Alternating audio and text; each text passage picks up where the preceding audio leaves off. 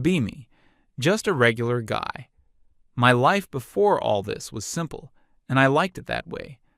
My apartment was my sanctuary. It wasn't huge, but it was mine. I had my setup in one room. My living room was for relaxing, kitchen was for cooking. Everything had its place. The routine was solid. Wake up, coffee, work, break for food, more work, video games or a movie, sleep. It was a peaceful existence, a quiet kingdom of one. Then, one afternoon, maybe a month or two ago, the phone rings.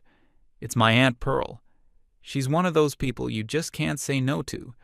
She helped my mom out when times were tough, always sends a birthday card with $20 in it, a genuinely good person. So when she sounds stressed on the phone, I'm already mentally preparing to help. She tells me about my cousin Vada. Apparently Vada's living situation fell apart suddenly. Roommate issues, something about the lease. The details were fuzzy. The bottom line was she needed a place to stay, and fast. Aunt Pearl asks if she could stay with me for a little while. Says she'll pay her share of the rent and bills, just needs a roof over her head until she gets back on her feet. I remember Vada vaguely from family gatherings years ago.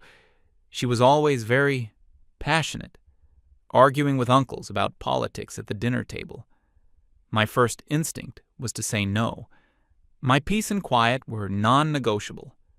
But then Aunt Pearl hits me with the, "You'd be doing me such a huge favor. I'm so worried about her." Couldn't do it. Couldn't say no to her. I sighed and told her fine, Vada could take the spare room. Aunt Pearl was overjoyed, thanked me a dozen times. I hung up the phone and looked around my quiet, orderly apartment. I had a bad feeling, a very bad feeling.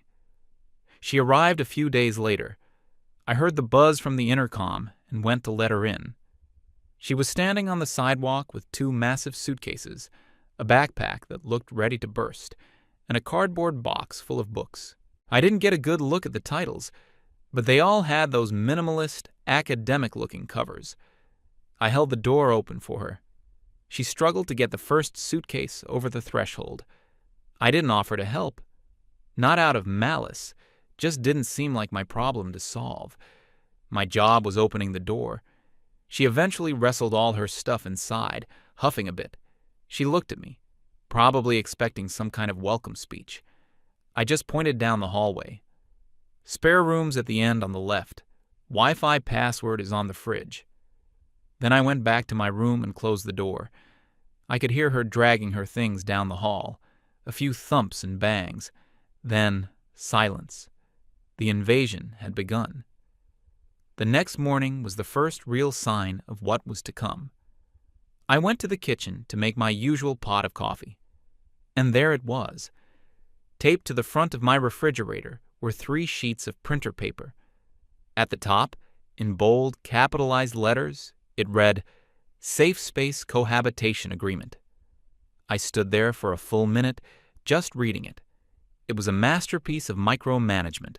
It had sections: preamble, guiding principles, rules of engagement, conflict resolution protocol.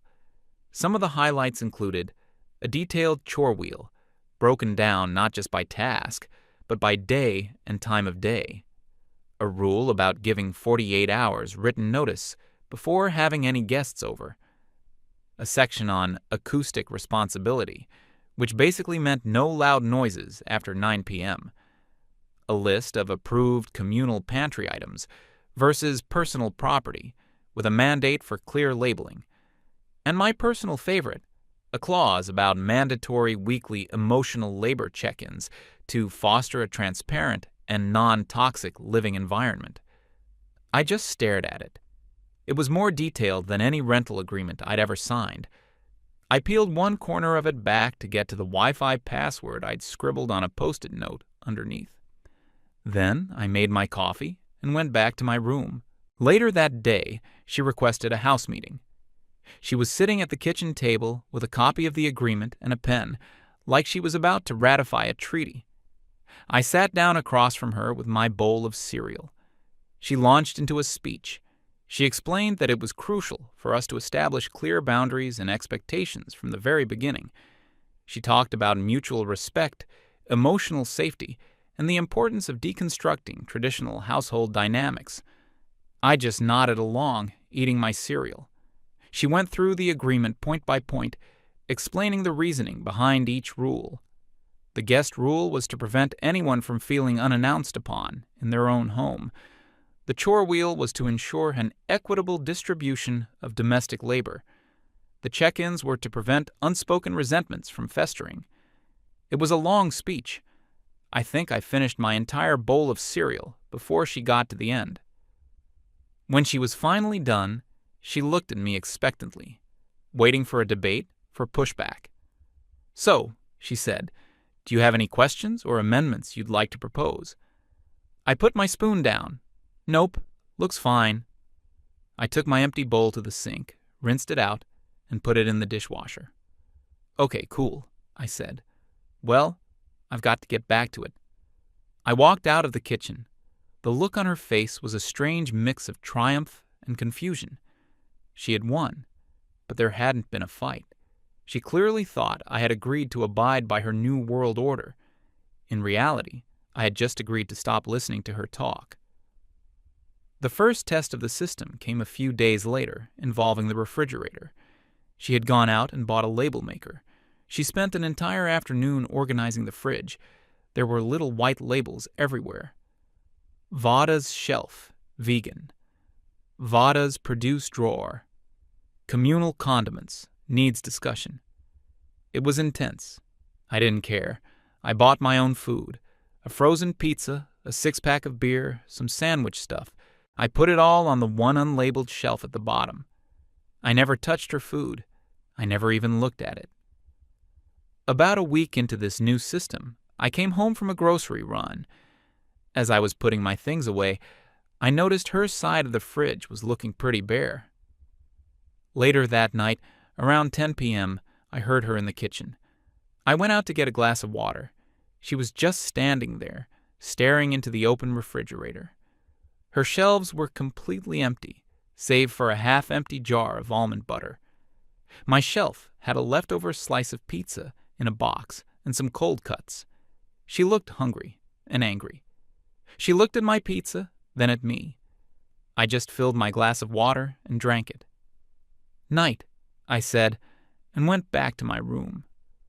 Her rules had created a force field around my food.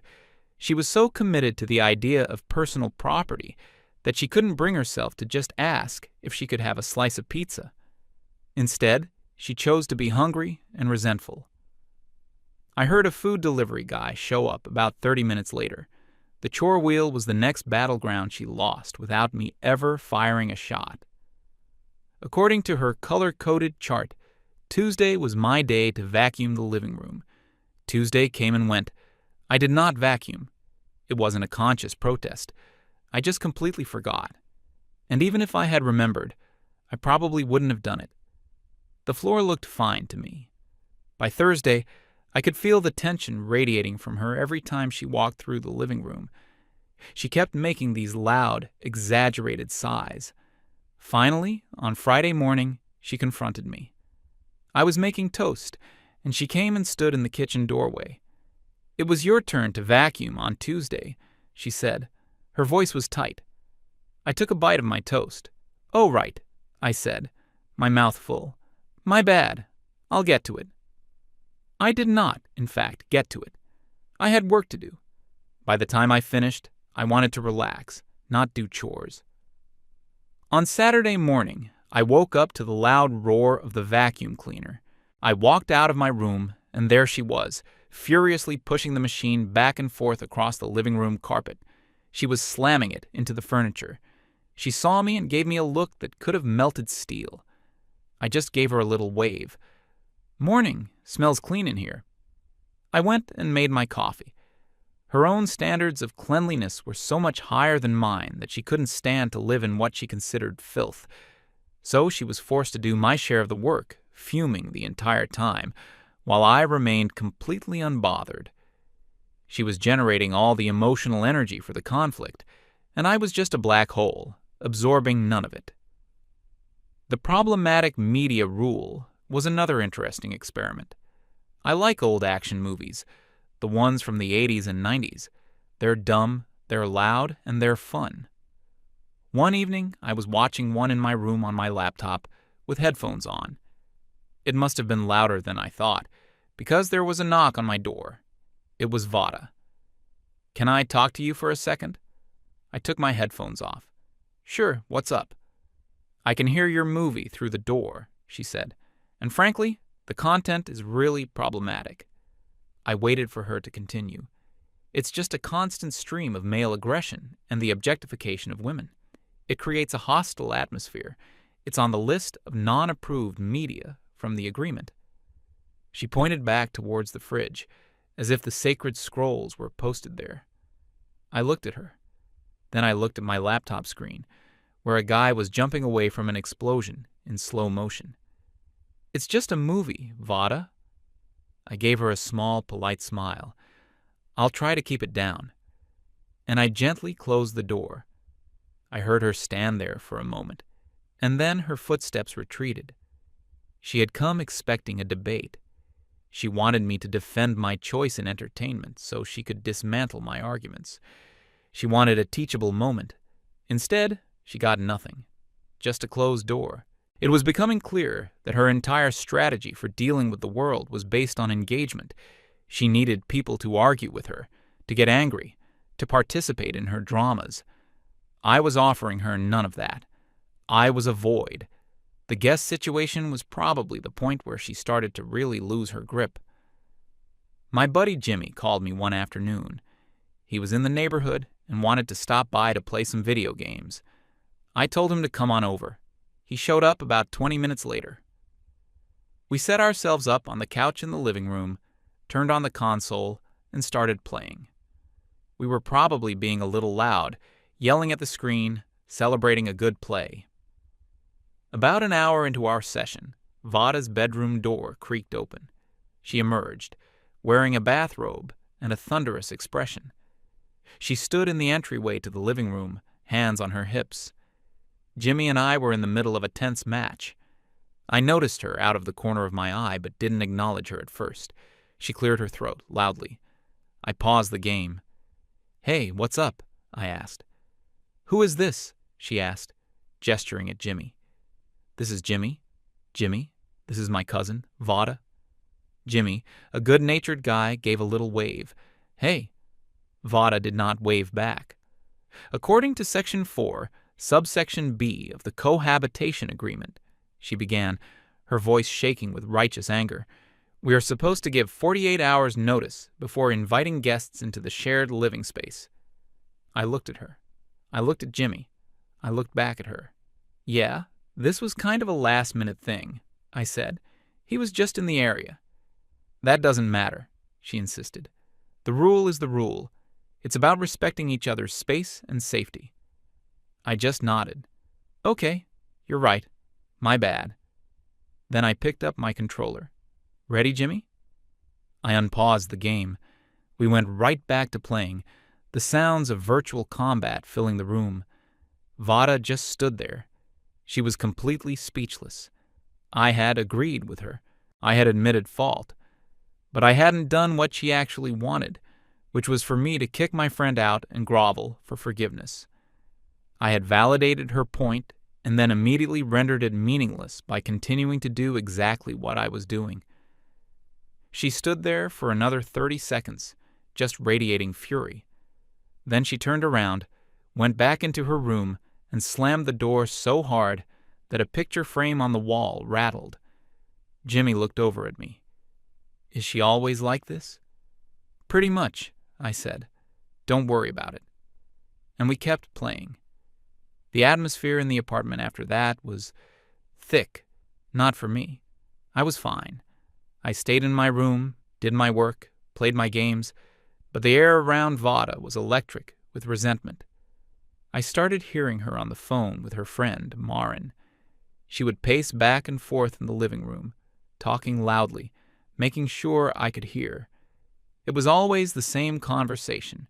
She would complain that I was completely emotionally unavailable, that I was a perfect example of toxic masculinity, refusing to engage or communicate. She told Marin it was like living with a ghost who left dirty dishes. She said my passivity was a form of aggression, that I was stonewalling her. She used a lot of buzzwords. I guess they made her feel like she had a diagnosis for my behavior, a framework to understand why I wasn't bending to her will. Marin, on the other end of the line, was her echo chamber. Oh my God, you're so right. That's classic male behavior. You're so strong for putting up with that. It was a feedback loop of validation for her. They were convincing each other that she was a martyr, bravely enduring life with an uncooperative savage. Her passive aggression ramped up. She started leaving notes, a post-it on my bedroom door. Some of us are trying to sleep. After I'd accidentally dropped something at 11 p.m., a note on the bathroom mirror. A clean space is a happy space. Let's all remember to wipe down the counter after we use it. She even started rearranging my things in the common areas. If I left a magazine on the coffee table, I'd find it later in a neat stack on a side table, placed at a perfect right angle. It was all designed to get a reaction, to make me snap, to finally have the confrontation she craved. But it was like throwing pebbles at a brick wall. I simply threw the notes away. I moved my magazine back. I didn't say a word. Every attempt she made to draw me into her drama was met with a calm, quiet, indifferent nothing. I wasn't trying to be difficult. I was just trying to live my life, my peaceful, quiet life. And I was slowly realizing that the only way to protect that peace was to not engage on her terms. Ever. She wanted to fight. She wanted to argue, debate, lecture, and regulate. All I wanted was to be left alone, and it was driving her absolutely insane. I could feel it building. A storm was coming. She was running out of indirect methods. A direct, final confrontation was inevitable. I didn't know when it would happen, but I knew it would be soon. She was like a battery, building up a charge of frustration and anger, and sooner or later she was going to have to discharge it. The breaking point came on a Wednesday, I think. It had been a quiet week, which was unusual, eerily quiet. Vada had been spending most of her time in her room. When she did come out, she wouldn't look at me. She moved around the apartment like a shadow, her silence more aggressive than any of her previous notes or lectures. I knew this was the calm before the storm. She was planning something, a final offensive. I was in the kitchen, making myself a sandwich for lunch. It was the middle of the day. She came out of her room. She wasn't in her usual loungewear. She was dressed in what I can only describe as confrontation clothes, jeans, a plain black t-shirt, her hair pulled back tightly. She looked like she was preparing for a job interview or an interrogation. She didn't go to the fridge or the cupboard. She walked right up to the kitchen island and stood on the other side, directly opposite me. She placed her hands flat on the counter. "We need to talk," she said. Her voice was low and steady. All the frantic energy was gone. This was her serious voice. I finished spreading mustard on my bread. "Okay," I said, not looking up. "What's on your mind?" "This isn't working, Gary." I put a slice of turkey on the bread. "What isn't working?" "This. Our living situation. Your behavior." She took a deep breath, like she was centering herself. "I have tried to be reasonable," she started. "I have tried to establish a framework for mutual respect and cooperation. I laid out a perfectly logical, equitable system for us to coexist peacefully, and you have systematically dismantled it through your deliberate inaction." I added a slice of cheese. "You refuse to communicate. You ignore every rule. You treat this home like your own personal hotel, with no regard for the other person living in it. You are passive-aggressive, you are avoidant, and you are creating a deeply toxic environment." I put the other slice of bread on top of the sandwich and pressed down lightly. I finally looked up at her. For the first time, I wasn't just observing her. I was actually listening to the words she was using. Toxic, passive-aggressive, all these terms she was using to label me. It was like she had a flowchart for human interaction, and if you didn't follow the arrows, you were diagnosed as problematic. There was no room in her worldview for someone who just didn't care about the things she cared about. It had to be a pathology. It had to be a malicious strategy. The idea that I just genuinely did not want to participate in her social experiment was inconceivable to her. I picked up the sandwich. "Look, Vada," I said, my voice calm. "I think you're looking at this the wrong way." This seemed to catch her off guard. I was finally engaging. "I'm not trying to be difficult," I continued. "I'm not being passive-aggressive. I'm just living here. You came into my space, and I've let you do your thing. I don't touch your stuff. I stay out of your way. I pay my half of the rent. That's the deal." "The deal involves mutual respect," she shot back, her voice rising. "Right. And I respect you. I respect your right to live here and do whatever you want. Label the fridge, make a chore chart, write a constitution. Go for it. Have fun. But those are your things. They're not our things." I took a bite of my sandwich. It was a good sandwich. You can't just unilaterally decide how another person is going to live their life and then get angry when they don't comply, I said after swallowing. "You wrote those rules for you, not for me. I never agreed to them. I just agreed to let you post them on the fridge." A flicker of something crossed her face. It was panic. The foundation of her argument was cracking.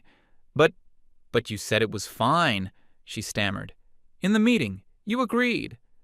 I said, "Looks fine." Which it did. It's a fine-looking document, lots of bullet points. But that's not a contract. I didn't sign anything. I was just trying to end a conversation I didn't want to have. The silence that followed was heavy. I had just pulled the entire rug out from under her. All the weeks of her building a case against me, of her seeing herself as the righteous enforcer of our sacred agreement. It all vanished. There was no agreement. There never had been.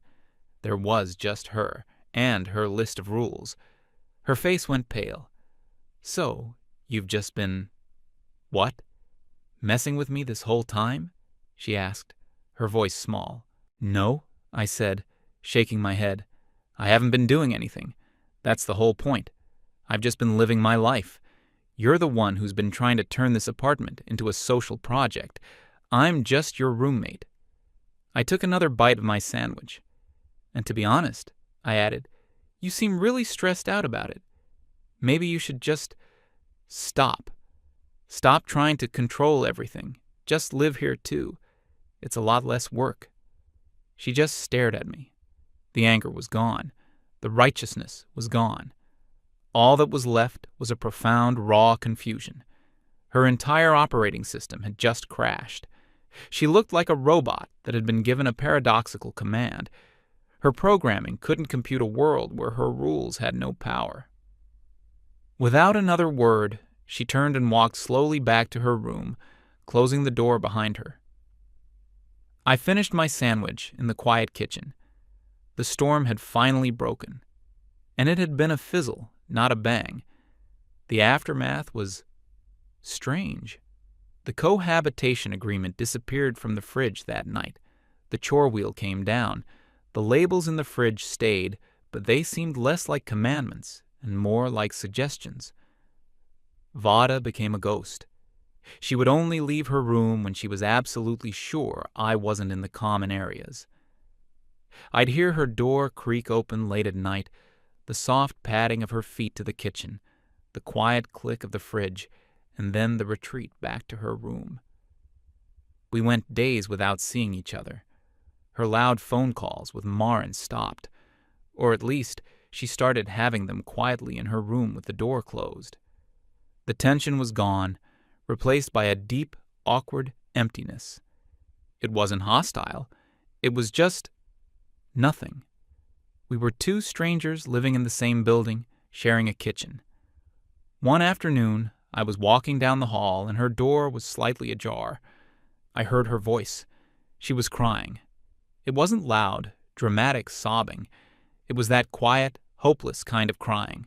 She was on the phone, presumably with Marin. "I don't understand," she was saying between sniffles. "I did everything right. I set boundaries. I communicated my needs. And he just doesn't care.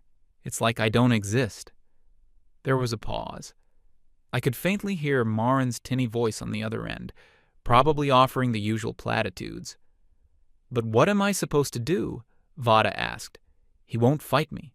He won't even get mad. How are you supposed to resolve a conflict with someone who won't even acknowledge that a conflict exists?" I kept walking. It felt wrong to listen, but her words stuck with me. She was genuinely suffering. Her entire sense of control over her environment had been taken away, not by force, but by sheer indifference.